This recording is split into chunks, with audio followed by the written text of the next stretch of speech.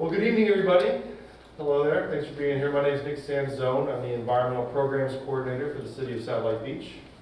I have a background in soil and water science and a passion for this type of information and material. So if I get a little excited and get off on some tangents and get too scientific with you, just let me know. It gets a little sciencey for a little while, but we bring it back, and we're talking about native plants today, and the idea nice and native is the title of our talk, and this is part of a sustainability workshop series, where today we're going to be talking about, this is community outreach as part of the workshop, and the role of native plants. So the role of native plants both in an urban environment and in a natural environment as well. So native plants from both sides of the street. Looking at how they reduce the impacts of stormwater and how they benefit the community, how that works, why that works, that kind of thing. And then also related programs and information, and we'll have additional information provided by Kaylin from KDB to talk about their Lagoon Friendly Lawn program that the city partakes in, and why that's important, and how that helps get people familiar with native plants as a kind of an incentive program. Why are we doing the workshop? First of all, a little housekeeping to kind of talk about these workshops. All year we'll be having workshops. Hopefully next year we'll do workshops, and I want to do these workshops as long as we can, because they're really a great way to kind of get people involved. And again, thank you for being here. And they're part of our Sustainability Action Plan, the plan created by the city to get a 20-year outlook on sustainability in the city to become more resilient. We created green achievement targets. This workshop is one of those. So the plan was put into action on May 3rd, 2017. And here we are now in February on the 23rd, keeping that ball rolling. So who are the workshops for? They're for everyone. So people at home watching videos now and in the future, and you folks, they are going to be workshops. When are they going to occur? Hopefully every Thursday, once a month, every Thursday. If we can make them the fourth Thursday, that would work great for us. Hopefully nothing gets in the way of that. Where? City Hall currently, and maybe in the future other locations. If you know anyone that wants to sponsor a location for a workshop, let us know. Why? Because community involvement is how things get done. It's a community city. We're here together, and it's part of the process to communicate. And with your support, that communication is possible. So with native plants, what makes native native? I thought that'd be kind of a fun way to start. What makes a native native? Now, the conditions on where it evolved is kind of the direction that I'll take scientifically to get us rolling. So rainfall, temperatures, soil type, and the amount of drainage that soil experiences, the soil pH, and then the time and the history of that location and that plant in that location. So when you think about temperature, that's an ongoing changing process. We talk about pH and soil types, that changes over time. It's the plant's ability to adapt to those changes and live with those changes that we're going to kind of focus in on a little bit. So with the time and the history, I think it's good to kind of start at the past to know where we are. So looking on the large scale, talking about ice ages and interglacial periods. So when we look back in time, look back around 12,000 years ago, there was a glacial period that ended, the Younger Dryad period, and as it ended, we see a lot of the plant life that we have today, kind of similar to the plant life that existed then. And yes, there was lots of plant life before that, and we'll talk about that in a minute. But that period there ending gave way to the period where indigenous peoples existed, particularly in our area was the Ais Indians that existed in this area. And they lived, through lots of changing environmental events, whether it was sea level rise and fall, or floods, or droughts. They experienced it all, and they did it alongside a lot of these plants. And then colonization happened in Ponce de Leon in the 1500s. So when we talk about native plants, we're mostly talking about the plants that existed before the 1500s, and those that survived the process of colonization and withstood the test of time. So the plants that we're not talking about are what we call invasive species. And there's a whole other workshop on that. We'll talk about invasive species in the future. But the main idea is that these plants existed before then, and they've adapted to this environment through a lengthy process. So when Ponce de Leon showed up, he came from Spain, and traveling the world, he brought with him many things. He brought with him other plants, and they kept doing that over time. He wasn't the first one, he wasn't the last one to bring with him plants. So Brazilian pepper Australian pine. These plants, of course, come from other areas. Now, when he showed up, he didn't know that the impacts of his travels were going to have a big impact on the future, but now today they do, and we have huge workshops and work days where we remove invasive species. In the city of Satellite Beach, we've removed mostly all of the Brazilian pepper. It does come back. The next one hopefully will be Australian pine has been mostly removed. Carrotwood has been mostly removed, but carrotwood is going to be the next one we're going to try to focus on in the city to remove invasives. So why natives? Well, because they're not invasive, because they're native. They have been here before European settlement, as I just mentioned, and they've adapted to the soils, the climates, and the microorganisms that live in those soils. So we're talking about the big relationships and the small relationships and how those things work together to create a functioning ecosystem. Now those native plants, they don't need excess care and fertilizers and watering like a lot of our non-natives need. A lot of the plants that are native but have been changed through processes. They may require more fertilizers and more waters, specifically some sods. And they may be native, but they may not be as native as other plants in some ways. Because you want to talk about native to a specific location and orientation, whereas an uplands grass won't be as native to a lowland grass. So those specific locations are the kind of things you want to think about when you're vegetating your home. Now, they also have a huge role with wildlife. So plants and wildlife rely on each other to survive. There's this symbiotic relationship. You can see on the macro scale with your birds and your turtles, but also on the micro scale with microorganisms, and I'll get into that in a minute. So they're far superior to exotic plants in terms of stormwater management because of their root systems. Living in these soils over time, those roots have adapted to experience high flood events, salinity changes, and things of that nature. So their roots grow deeper. So when you plant native plants, you're actually absorbing more stormwater than you would if you just had a non-native plant. And also they look beautiful, which is a bonus because it's fun. So I got a couple pictures for you guys today to help liven things up so there's not just all me talking and words on slides. But you can see these are native landscapes that utilize native plants to both beautify and, when it does rain, the soil's going to allow for a lot of that water to drain in. Hopefully if they had a bioswale or a rain garden in combination with that, like these guys do, you can create quite a landscape. Now, all those different variety of native plants, they've adapted to be specific over the years to be food sources to different animals, as well as to attract lots of pollinators. So we have, an opportunity to create some extra food for our pollinators, which is really important. So, city projects with native plants. We have new soft infrastructure that's going to go in the city at DeSoto Park and along DeSoto Parkway. Talked about that a little bit at the last workshop. Those of you that were here, thank you for attending, and those of you that would like to watch it, it's going to be available for you online. We also have a lawn of the month criteria that we're adjusting, and I have information on that at the end of the talk if you guys want to have a piece of that. So if you do want to get your yard of the month for this city, the best way to do that is to take a look at that brochure. Also, we're going to have small plant grants to incentivize residents to live along the lagoon to create bioswales and to vegetate their backyards with native plants in a way that will benefit the community.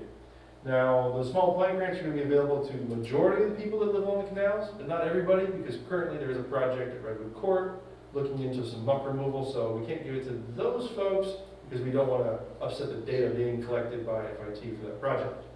And then any questions about these opportunities, feel free to contact me both on our website and 773-4409, extension 227. You'll see that number pop up a couple of times tonight. Now, a little bit of the history. Like I said, I like the history, I like the science. So let's take a trip back in time, 2.4 billion years ago. Really put on your thinking caps and get back in time. Algal mats were the general vegetative form that kind of started everything off. Cyanobacteria coming out of the rocks and going into the waterways and creating what was called the Great Oxidation. They reproduced through asexual means and spores, which was the best way to get it done back then. Things have changed a lot since then. And as those algal mats experienced all the changes that we talked about, temperature, time, pH, well, they evolved. And 630 million years ago, again, these are all approximate numbers as far as best science can tell, you had your non-vascular vegetative species. Now, these are the types of things you might think of as warts and mosses, and they were again spore plants. So spores were the primary way of getting around back then for plants. But then something changed around 425 million years ago, and you had these single vein vascular plants come into play. And, you know, those are more of your, what they call lycopods. Kind of like a fern, but not a fern. It was getting there. It was on its way. And then ferns. 360 to 145 million years ago, you know, the long, big window, because a lot of different types of ferns existed. And they had stems, and they were vascular, and they were complex, multi-veined organisms. So when I talk about the vascular veins, we're talking about moving water and nutrients through the plant. Now, as that was happening, and there's another thing happening at the same time, you had your naked seed trees. So the idea of these plants producing spores was the first way, and then seeds, but naked seeds. They didn't have a coating around the outside. And then they developed a coating. And then they developed flowers.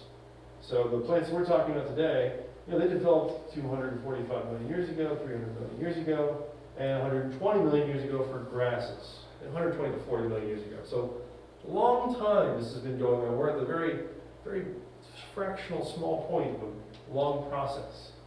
And that's how we get to today. So this long process happened, everything's building on it, and then now we have these complex root systems and different plants. So there's your algae, and then as we're going down, spore-bearing plants, and then ferns, mosses, then ferns.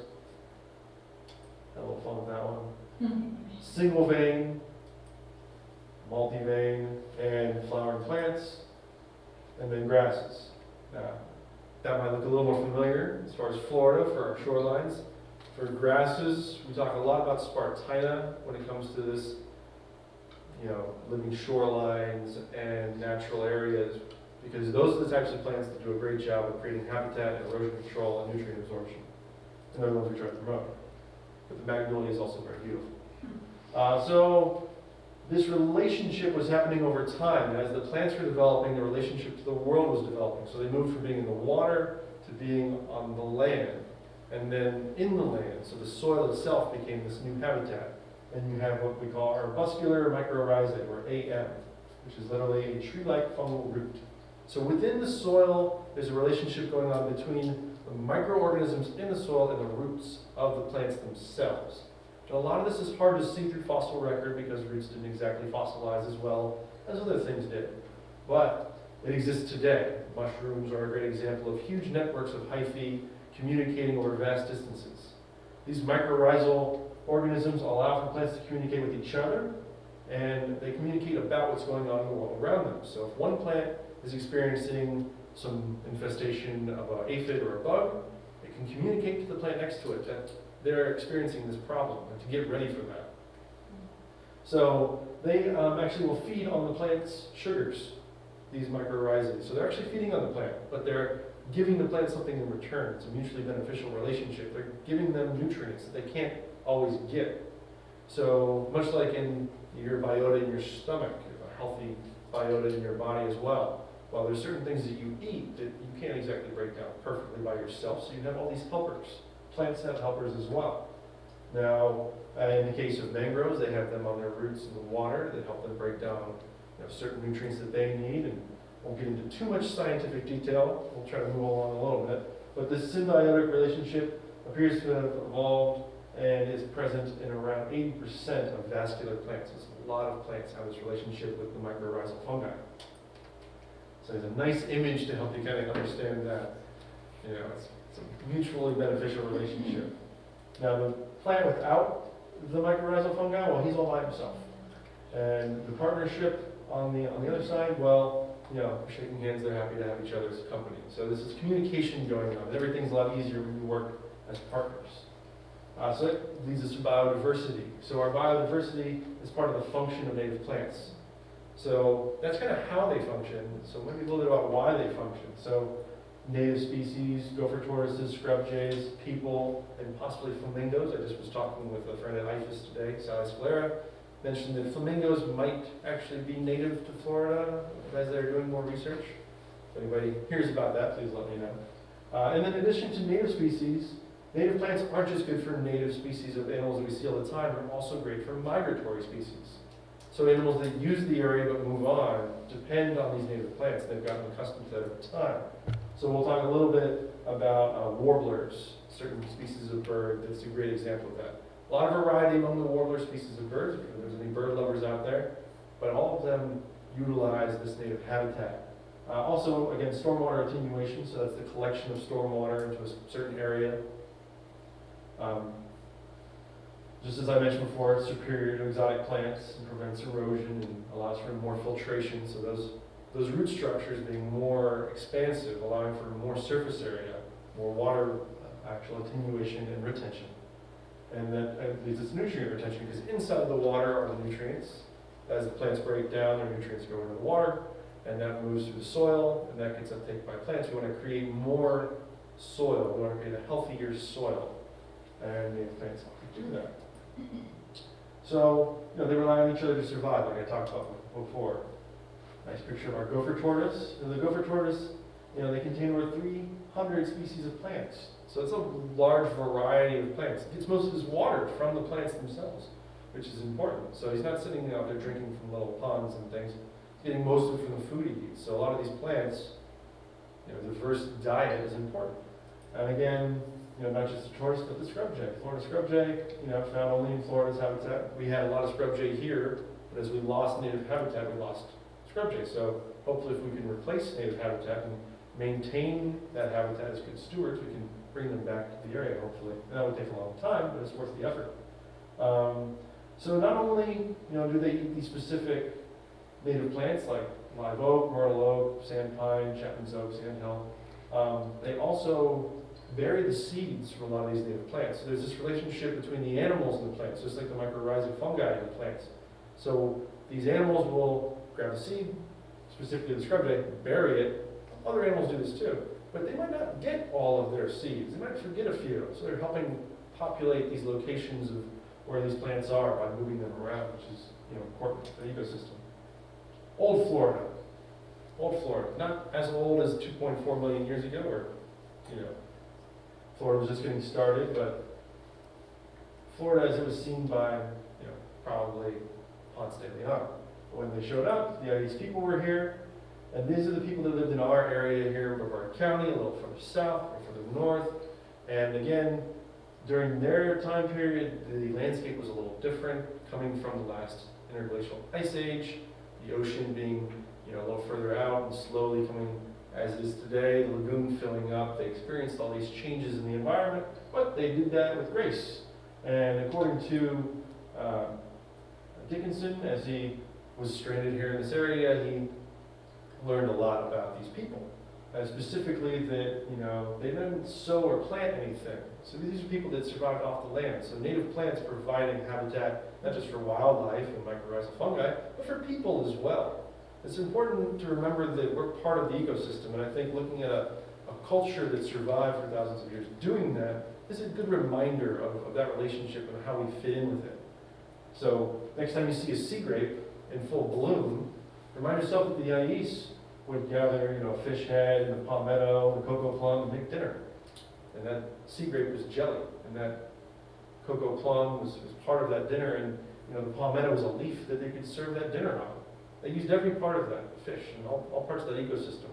And when you think about that, hopefully it reminds you that, again, not just beautiful, but functional. Native plants are very functional. You can see, these are just renderings of what that may have looked like, but in your mind you can kind of imagine this environment with mangrove swamps and these native people that were living in an abundant environment full of fish and wildlife, and they would eat a little bit of everything. So a couple of pictures of our warbler friend, because there's a wide variety of them. I didn't have enough time to show you all of them, so just take my word for it. Here's a few. Now again, the palm warbler. Where do you think palm warbler gets his name from? His relationship to palm trees. Those little berries you see on palm trees are food for all kinds of animals, including raccoons, and provide habitat for a lot of different variety of wildlife, including snakes and other animals. But specifically, I like this one because it's a mulberry, and I love mulberries, and so does the warbler. There was another one where the warbler was eating go back real quick.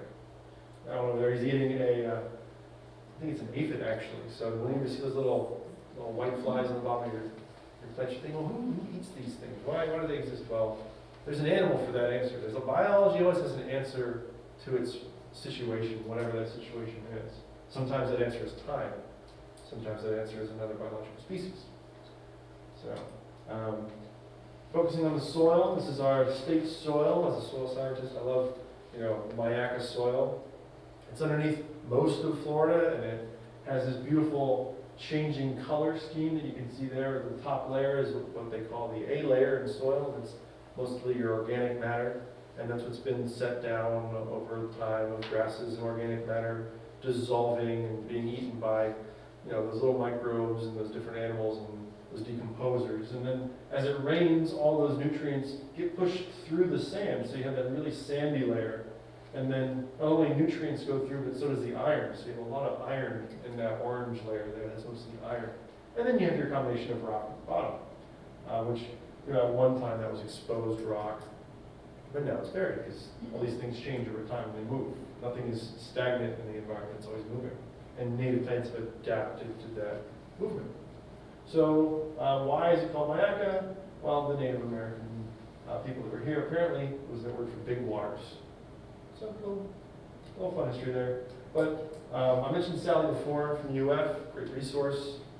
She reminded me to feed the soil, not the plants, adding trace elements and creating mineral-rich soil. So a lot of our fertilizer issues that we think of, it's more of a habit than a function. This is the norm. So if you can reduce your impact through reducing fertilizer use, that's great. If you can find alternatives, that's even better. Liquid seaweed is one of those things that are alternatives to using those fertilizers. But ultimately, don't forget about the trace elements as well. There's all these other parts of the chemistry of the food web that are really important. Now, in a natural soil, the plants have used a lot of it over time, and like living on the beach, a lot of erosion and a lot of drainage through the soils have stripped some of that from the environment, so we need to add it back. Well, composting in your backyard is a really good thing. So remember your microorganisms, you need to feed them too. You're not just feeding the plant. In fact, don't try to feed the plant, feed the soil, and the plant will do its job and take its nutrients from the soil. So soil cycles. Lots of cycles going on. I'm not going to talk about all of the soil cycles, but the native plants are part of all of these cycles, and they've adapted to the specific regime. So with the nitrogen cycle, those mycorrhizal fungi are in there, and they're fixing nitrogen. They're moving it back into the plant root, these little nodules called legumes, which aren't peanuts. They're similar, but not peanuts. They're legumes in a different way. So this nitrification, turning it into gas, which goes into the environment and goes back, into the cycle. That's happening. Alongside of that, you have your carbon cycle. So again, decomposers breaking everything down, and the nitrogen cycle happening on top of that. And then on top of that, you have your water cycle. So water storage, and living in lagoons, stormwater, rainwater. That's going through the environment. So we create these areas where we can try to mimic the transitional zones of the environment. Because that's what was here originally, was these long transitional zones from wetlands to uplands. Nothing was exactly the way it is today, because no one builds that way except for people. We like to have lots of canals where people can park their boats instead of big expanses of mangrove swamps where habitats of snook and fish and turtles can hang out. So those natural areas, those are our kind of benchmark of what we want to try to recreate with native plants. So we create that nice and native environment because we're mirroring it off something. We're using it as a benchmark. So we want to reduce the impacts on stormwater by using native plants to act as a buffer and a filter. Look at the native natural areas as an example. Then recreate them in the form of bioswales and rain gardens, other types of infrastructure that you can upgrade, stormwater ponds and those things. The turf that you usually see is St. Augustine, but again, St. Augustine isn't exactly perfect because it's been adjusted over time to mimic what we want to see aesthetically from a cultural standpoint that's a little outdated, whereas now we have better alternatives and more native plants like sunshine mimosa and things like that, as well as living shorelines. Living shorelines are the ultimate example of what that natural area could look like, in my opinion. So first, the natural area you have on your left, the more natural mangrove habitat that would be most of Florida's coastal habitat. And then on the right-hand side, you see the urban landscape. So there's these two different landscapes that are coexisting. How long can they coexist? How well depends a lot on us. So you can see they've created, it looks like a houseboat cut kind of a situation here, where they have obviously made a pathway through the mangroves. But the mangroves bounce back pretty well. Now on the home side of it, you can see there's a lot of these taller trees that have come into play there. They don't look like they're exactly from that habitat, but they're close enough to where they can survive. Probably some oaks and things of that nature. Hopefully no Australian pines, because a lot of those were used in the early days. But that's an invasive species that hopefully we're seeing less and less of over time. So there are lots of habitat going on there. Different type of habitat, but similar. So these are our grasses along the shoreline. So you might see them a little further on a higher energy coastline than that. The transitional zone between the grasses and the uplands leads us into the kind of pine flatwoods areas and the things that you see in a lot of rock ledge and a little bit north and west of here. All that's habitat. All that's habitat. Try to keep that in mind. Some of that habitat exists above, some of it exists below. So the mangrove roots providing a lot of that habitat for the fish species, aquatic species, as well as the rookeries of pelicans you might see that nest in the roofs of these native plants. So these are large-scale native plants. So you're thinking, well, what can I do in my home? I can't plant a black mangrove. Probably it's kind of be difficult to do. But you can protect those areas and you can visit those areas. That's the idea behind that. So those two different root systems there, again, adapted over a long period of time, not the whole 2.4 billion years, but they adapted along that scale. And then as time moved on in the last couple million years, they've adapted to have these specific niches that they fill, much like we fill. We fill little niches, they fill niches. So little areas and changes in where they exist on the profile of the land changes their behavior. Now underwater, they have a very certain relationship with all the different organisms down there, but also above the water. They have relationships with those organisms up there as well. So it's a whole picture that I want to try to get people to think of with native plants. It's not just what you see, it's what's unseen. It's the mycorrhizae, it's the underwater habitat, it's the animals that come out at night habitat, it's the migrating bird habitat. This is what all these native plants do, is they create this interconnected web between all these species. Some of these trees grow to be hundreds of years old. I think that's like the oldest tree in Florida, 500-year-old oak tree. It's gorgeous, absolutely beautiful tree. So when you visit these places and go to these parks, it reminds not just other people, but the people that own the land that those things are important. Another good-looking oak tree. I can't resist a good-looking oak tree. So the variety of oak tree that we have. A lot of the oak tree that lived here on the barrier island and a little bit further inland adapted to being salt tolerant to a degree. Not 100% like a lot of the mangroves and other trees, but to a degree. But once you remove a lot of the vegetative barrier, those baby trees aren't used to getting that salt spray, so they can't repopulate. So it's important to try to preserve what vegetation we can, because it takes a long time to get there. On the Soto, we have some really nice oaks. There's a couple of them over there. I wish I'd see more in people's yards. And if we try to cultivate them from the native plants that we have, the next year you're going to see a program come out from the city, which is going to be a free plant giveaway kind of a program, where if you remove an invasive from your home, we'll give you a native. I would like to get oaks on that list, and if everybody wants to volunteer and help out with some of that, we're looking for people to join our stewardship program. We'll talk about that in a minute. But so not only the oaks and the mangrove swamps, but also these kind of scrub habitats like the scrub jay enjoys. You go out to Sampson's Island and you'll see areas just like this. Again, Sampson's Island has its boat that's available on Sundays at 1 o'clock. Drive over to the island and you can spend a couple hours there. And you can see areas just like this. This isn't real, of course. It's a nice mosaic. It's an idea of what we would like to see. It's all those habitats combined to create the mosaic of Florida, where wildlife can thrive and people can thrive too. So you might not get to put all of these plants in your yard as native plants, but this is the palette that you're working from, the Bob Ross palette of how to paint your home with native plants. One of those tools is bioswales. So on DeSoto, we're creating bioswales. Hopefully it goes well. We're using a variety of native plants, and hopefully we'll get some kids to plant ours. This was a different location in Florida, another different location. But you can see the grasses and the flowering plants, the rocks, and the slope. The slope of a bioswale is typically 1/6 slope, so it's 6 feet wide, 1 foot deep.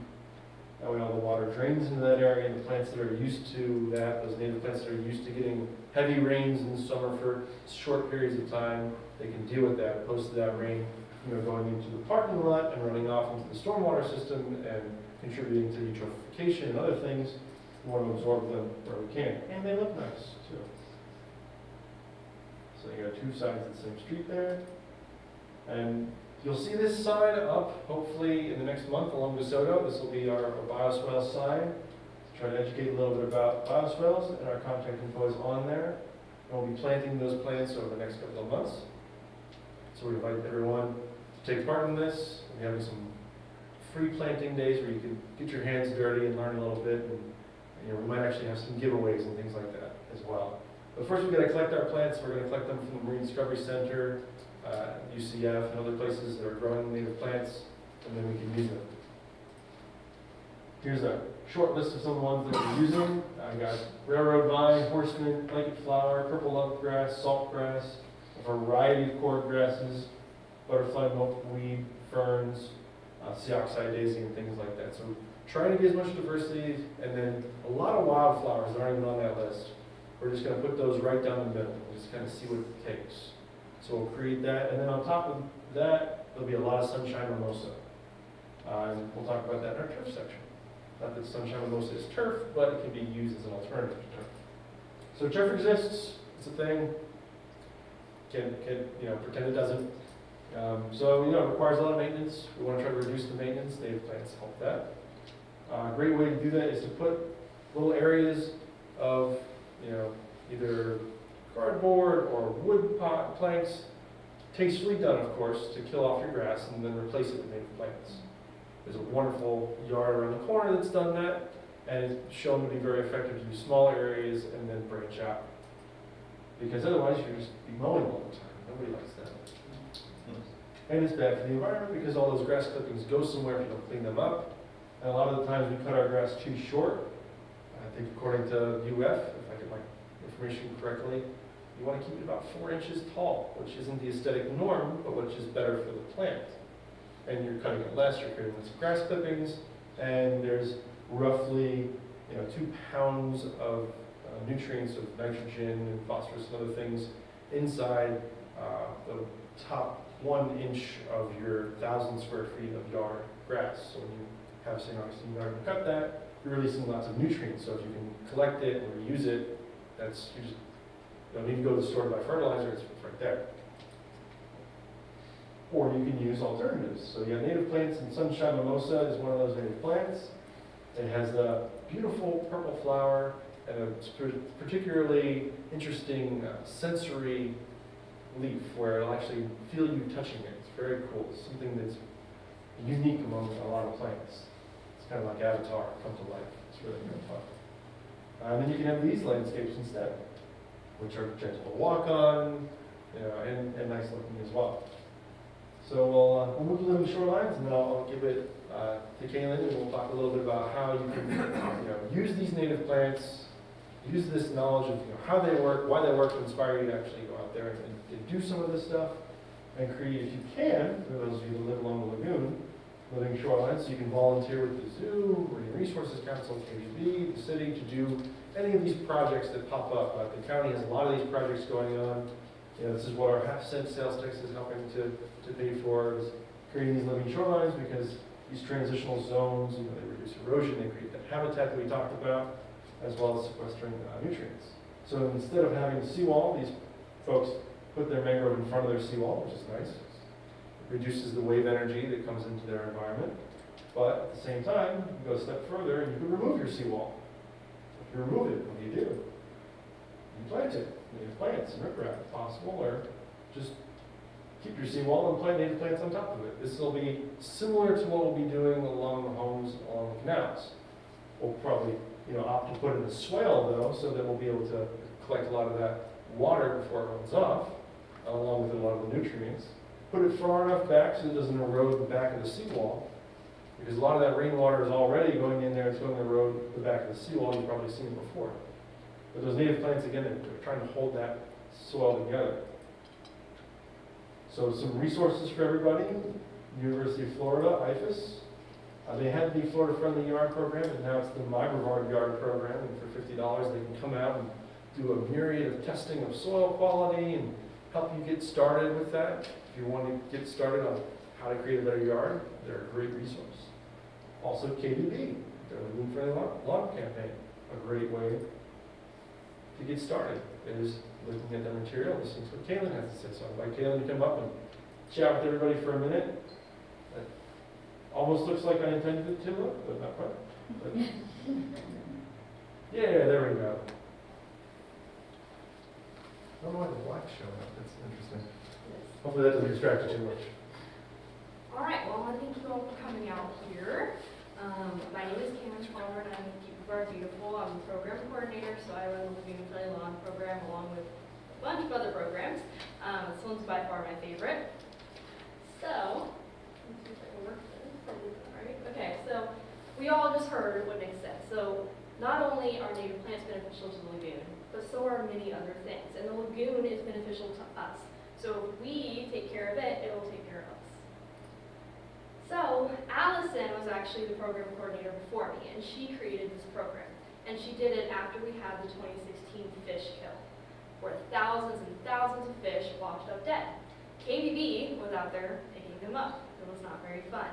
And we all decided, we got together and said, we don't want this to happen again. And people were freaking out. They were like, what's wrong with our lagoon? How can I help? So that's why we created this program. We're giving you a voice in the lagoon, and you're actually helping your lagoon. That's not working. Sorry. I'll do it for you. There we go. So 71% of the lagoon lies within Brevard County. So that's a really big responsibility that we're taking on. So if each one of us has a lagoon-friendly lawn or something similar, we're helping a lot. Even though it might seem like a small little part you're doing, if you look at the big picture, we're doing quite a bit. Next. Yeah. So, lagoon-friendly lawn program. So that's Bill DeLucia. He is with Stormwater, and he was our first gold lagoon-friendly lawn member, and he was very, very proud of it. And this is actually our KBB office. So our KBB office is lagoon friendly as well.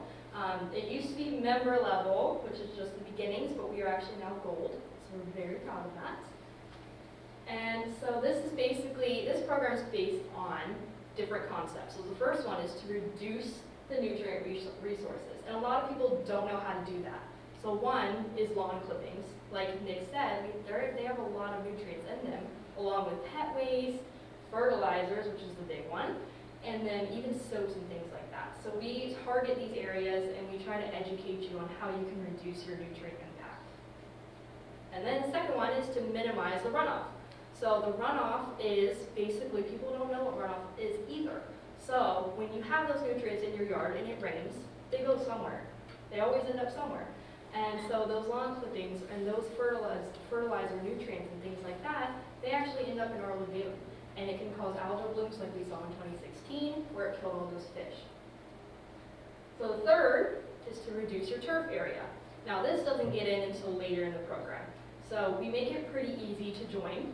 And then the silver and gold, you have ways to improve your yard and make it even more lagoon friendly. So you can go all the way up to the gold, which is what everyone wants. So reduce turf area is more into the gold. So we tell you, only have 30% or more non-turf, and replace it with alternatives like sunshine mimosa and other great alternatives like that. So they're healthier for the lagoon and better for your yard too, to cut down on the amount of maintenance you have. And then restore natives, like what we were talking about tonight. So natives are very important to our environment and to our lagoon. So that's part of this program as well. We want you to restore your natives. We want to bring it back and bring that habitat back to life. So this is how you can become a member. This is actually the bronze level now. So basically this is really easy to get into. Fertilizer free, June through September, which is the ban period, so you're not supposed to be fertilizing anyway, and that's our rainy season. Only use 50% or more slow release fertilizer if you fertilize at all. And that's because slow release, it releases those nutrients more slowly, which is in the name, and it doesn't release all those nutrients at one time, which is harder.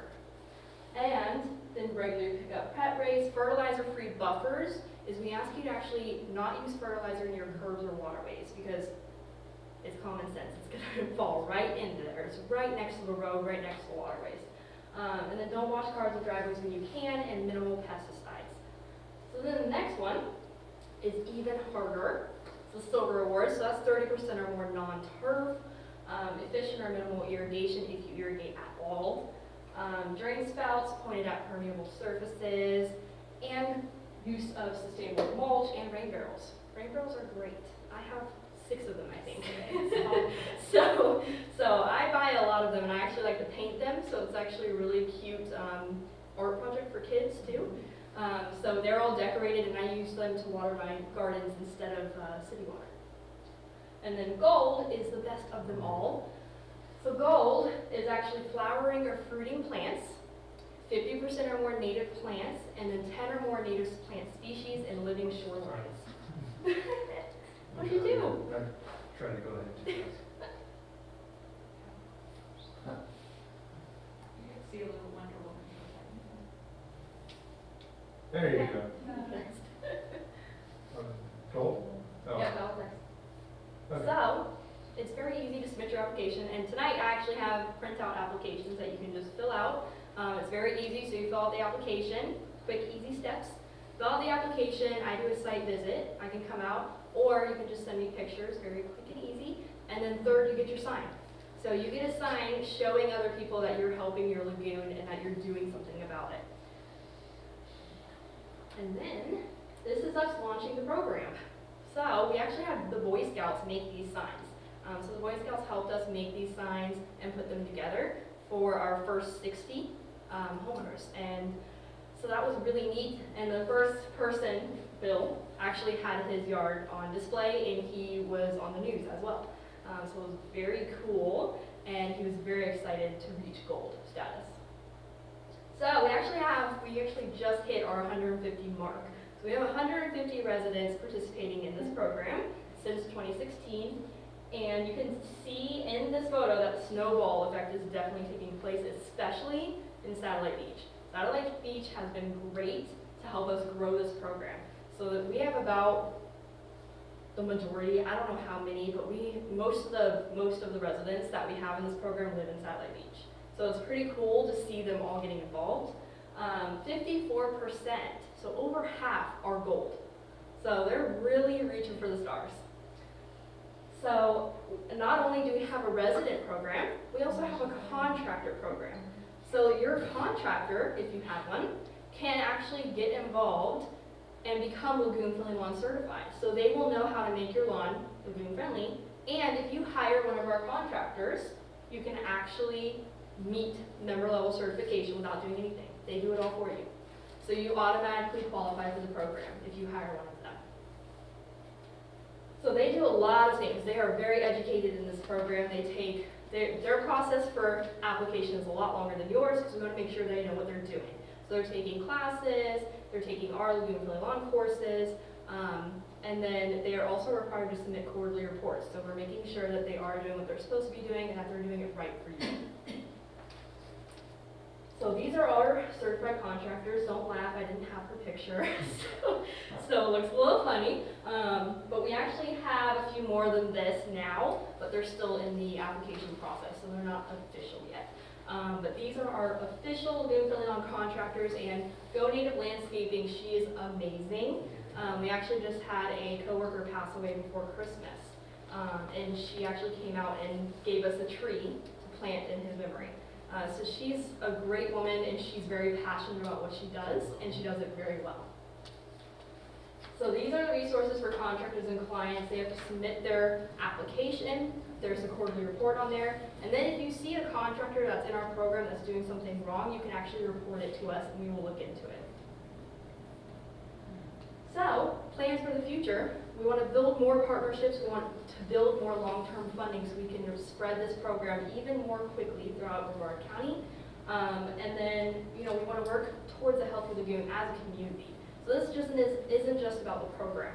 We want you guys to start working together for the health of our lagoon. Because if we do it individually, it might not seem like a big deal. But working together, we see more of a big picture and it helps even more. So this is all my contact information. Like I said, you can reach me by email or phone. Usually I'm in the office. Most of the time I'm actually out doing events like this and educating people on what this program is and how they can help. Because a lot of people want to help, they just don't know where to start. So this program is a great start to that. So thank you. That was it. That's okay. Do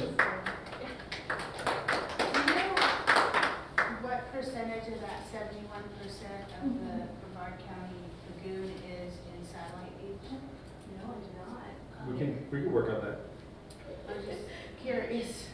What percentage of the lagoon is in Satellite Beach? Yeah. She said 71% of it is in Brevard Brevard County, so I'm So if there's wondering how much of that- 156 miles of lagoon, and we have roughly 2.5 miles of shoreline, not total shoreline, but just linear shoreline, Okay. I would estimate that it's roughly somewhere around 2%, if I had somewhere between something around there. What's that? 2% you said? I'm just estimating top of my head. 71% of Brevard? 156 miles, a little over 2.5, so maybe 1.5% of the lagoon, ish, big-ish. Yeah, so something like that. So it's a long way for a small percentage of the total lagoon to have that much of the program. Yeah. But the whole lagoon goes beyond Brevard County. Yes. So with Brevard County's lagoon, we're probably more like maybe 5-10%. Still a lot. So at this point, we'll take some questions from you guys. I want to make sure that you know that the KVB information is available to you. Our information is available to you for the long of the month. And also, if you weren't here last time, there's a short survey that I'd like to invite you to take. It's for the SEAS program, Stormwater Education Application through Stewardship, to help us understand your relationship to the environment better. I have one of those for you there. There's also a recycled pencil that you can fill that out with. There you go. And I'll have these over here, and you can take them too. And any questions anybody has about native plants? Again, Kaylin has provided a wonderful KVB list for you of a majority of native plants that exist. You can go online and look up more. This is more like a starter kit for you. So do you have a satellite beach sort of recommended plant list? Yes, it's on our website. It's under codes. So there's Okay. certain native plants that are under codes. I don't know if I have It's the on exact Satellite list. Beach's website? Yeah, it's on Satellite Beach's website under codes. I'm also going to be putting it under our sustainability page. We have a KVB page under our sustainability page, a link, I think. We can probably put it there Oh, too. yeah, you told me. Yeah, we can put it there too. So yeah, we have a link in the codes. At least 39, I think, is the code. On that parkway design that you're doing, On DeSoto or Yes. DeSoto Pond? DeSoto, Okay. explain to me what the process is for maintaining it and how you're working with the Public Works Department to train the workers as to figuring out what's what. Yeah. Because the biggest problem I have with a lot of landscape contractors is they have no idea the plant material they're dealing with if you're dealing with natives. Right. Make it simple. Get them involved at the beginning. So I'm working with them right now. First, I got to talk to our director to make sure that I'm not doing anything that is going to harm the city infrastructure, because there's some plumbing that exists, exfiltration pipes that exist over there. We want to make sure that the plants, like you said, are known to them. So we'll do a little workshop with our guys as well, and make it really simple so that they can mow, and then they don't even have to touch it, and hopefully, what we'll do is we'll get one or two of them educated enough so that they can go in and learn those plants over time, and then if they had to remove any other things that were growing in there, like invasives, they'll know how to spot those. Easier to spot the invasives than to try to learn all the natives, actually. But when it comes to like mowing and maintenance and weed whacking, we want to try to remove a lot of that from the equation. So they'll be mowing along the exterior, and then the swale will be on the interior. So the goal is that they won't have to do much, less maintenance is the goal. Good question. Anybody else? Yeah. Is a Florida certified lawn, is that how highest you get? Is that 100% native? Or is that just- So through KBB or? I've seen a few. So there's a signs. lot of different, that's the thing with Florida, there's a lot of Yeah. different programs that kind of co-mingle and coexist. Okay. So like the form that UF had, right? They had the Florida friendly yard, but they changed that a little bit, you know, because they could see the KBB was moving into this niche. So in Brevard County, we're trying to, you know, keep our relationships going, but as far as like a Florida-wide goal, I don't know of anyone that's like the standard. In our area, I think we're looking more towards the KBB, Living for the Lawn program, as the kind of the standard. So that's why we adopted it in the city. I think it's good that you have levels too, because It's nice. when we started kind of getting into it, I was kind of overwhelmed. Got every Easy to get every overwhelmed. plant native, Mm. you know, but eventually, you know, you can get there. Yeah, exactly. So the basic one, I mean, you can get your contractor certified and they can do most of the work, which I think is a big thing that we want to see in the Fire city. my contract. Well, if you can do that, I you don't just need did, a I contractor, just it's did a great. quick math, and I found that, and it's been how many Yeah, years? yeah, that's Or, true. So, yeah, it's for some elderly folks or people Right, that need the right. help, you know, getting those contractors certified. So we're gonna try to have a contractor-focused workshop next month for our landscaping workshop, which is the next workshop. You're right, it's not working anymore. We got tired. So again, if you want to volunteer, if you know people who need to volunteer, kids that need hours, please let us know. And then lawn maintenance and stormwater. So you see this theme of stormwater is in a lot of these workshops. That one is going to talk a little more detail about the things we talked about today. This was kind of a nice and native broad overview because we want to start the year off too focused. We want to try to get nice big brush strokes. So we'll kind of focus in mostly on the lawns. And at that point, we'll have the campaign with the beautification board pretty much ironed out so that, you know, again, if you guys want one of these, feel free to take one. But these are mainly for a combination of people that, you know, are looking to do their landscaping themselves and trying to get that Lawn of the Month award through the city, which kind of falls in line with, you know, those other programs. You know, we tend to think that, you know, a lot of those KDP lawns are the lawns that are getting the Yard of the Month. There's a couple of really nice ones that have already gotten that award. But then also inside of the pamphlet, there's a list of native plants versus invasive plants, and also a reminder to use rain sensors because those are really important as well. Stops your lawn from being overwatered. But there's a list of actual, you know, what we're looking for in our yards, and you know, again, why native plants are important. Try to drill that idea home as well. So yeah, there's that relationship between, you know, what we're hopefully doing in the workshops and then what you're going to be seeing in the city. So landscaping, lawn maintenance, stormwater. So lawn maintenance, if you come to that talk, you'll see that it kind of transitions into lawn maintenance to planting native plants. So it'll go right back into that of, you don't need to do a lot of maintenance if you have the right vegetation. Right. Some maintenance is fine. I mean, you still have to maintain the native plants. It's not a perfect ecosystem. You know, you're going to make sure that, you know, you're doing sunflowers and overtaking your butterfly milkweed, and that you have enough seed stock to go back in with your wildflowers occasionally. So harvesting your seed stock from your native plants is another portion of that. And, you know, we'll be talking about that later on in the year with the workshop. So, you know, stay reading your Beachcaster. Check out on Facebook. You know, gogreenSB.org is our Facebook page for all of you at home. gogreenSB.org is our Facebook page, and that has links to the city website, which is, you know, SLAbeach.org. And the combination of those two resources with the UF resources and KBB's resources and all the other resources in the county, there's a whole lot of information out there. So we've been going for about an hour, and that's about how long we usually like to go. So I have a couple more questions, and we'll, Yeah, I have a couple. please, yeah. I was wondering, where do you get slow-release fertilizer? You can buy it at Home Depot or Lowe's, they have it. They do that, Yeah. so it's just not Scott's, it's No. say slow-release. Yeah, it'll say it on the actual packaging of the fertilizer. And you can go to it's very Sun easy to Harbor, find. they have Yeah. alternatives at Sun Harbor. You can use, what was that one? Rockledge Garden. Rockledge Yeah. Gardens also. Make your own compost. Make your own compost, 10 points, yeah. Use nature, like we were talking about to your advantage. I mean, if you have the ability to get one of those little simple composter bins for your bananas and your coffee and your eggshells, I mean, that right there is better than anything you're gonna buy in the store. It's the most balanced and it actually has microorganisms in it. That's It's It's living, for it's you. living I soil. have no trash. Oh, that's even better. If you have Yeah, I know, I don't have good. So if you can get those different alternatives, and then liquid seaweed is another one as well that's available.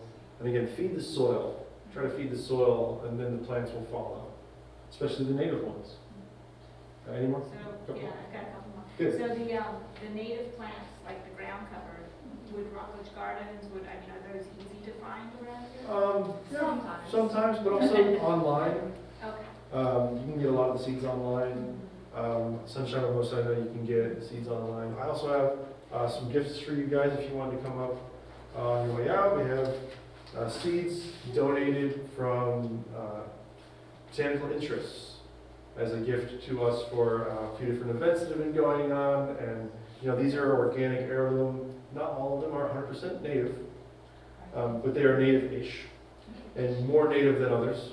And again, according to time and how things go, those things are constantly changing, but a lot of these are native, so feel free to take one of these with you on your way out as well. Try to beautify your yard and find that spot and just throw those seeds out there. And thank you so much for coming out. One more question, maybe? I live in a neighborhood where you have to have St. Augustine, and they have so many restrictions, and you can't, it's tricky. My grandparents live in Suntree, so I understand. I'm in Vienna, Yeah. off Morel, old Vienna, Mm-hmm. which really is like 25 years old, so don't use that, but yeah, you can't, there's so many restrictions. Yeah, it's You can't difficult. just say, oh, I'm getting rid of 30% of the turf, 'cause You have to have turf. You can. So start small. Start real small and make it beautiful. And let it be beautiful and let it be as a beacon to show that it's possible. And then they'll say, oh, look, that looks really nice. And you say, oh, yeah, I was thinking about putting another one out to this side. as they said, Slowly. you might notice. And then my- some my nice notice from the nice homeowners cookies association. today. As long as you don't have the sprinkler rust on your wall and the other, Oh my like, God. they'll get you for it.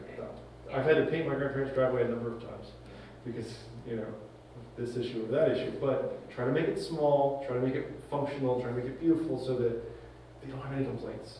And then maybe you'll find that there's a conversation that you can have because they are people, As much as they are the HOA, they are people. And people can be reasonable if they have some, something in them that gets lit, some kind of a fire. And sometimes beautiful plants do that with people.